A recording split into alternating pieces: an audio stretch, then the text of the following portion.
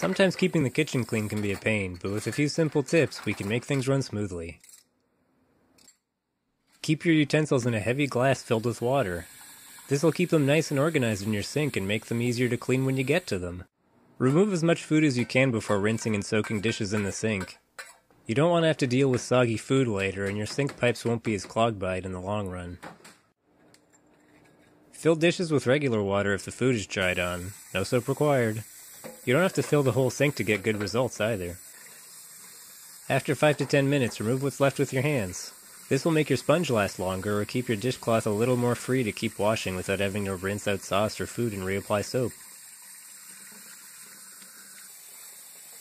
Personally, I like using a sponge. I find dishcloths a bit unwieldy, but maybe I'm just not used to them.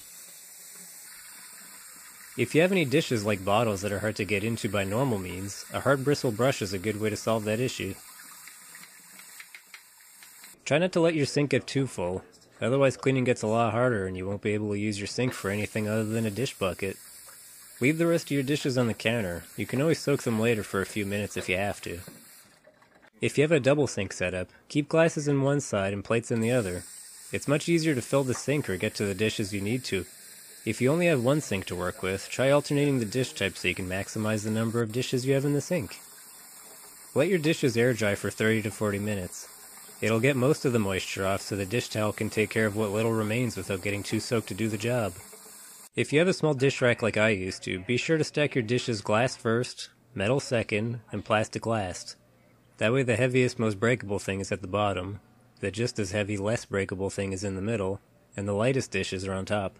And finally, when you're done cleaning dishes, rinse all the soap out of your sponge and squeeze the water out. Put the sponge in the microwave for 30 to 45 seconds.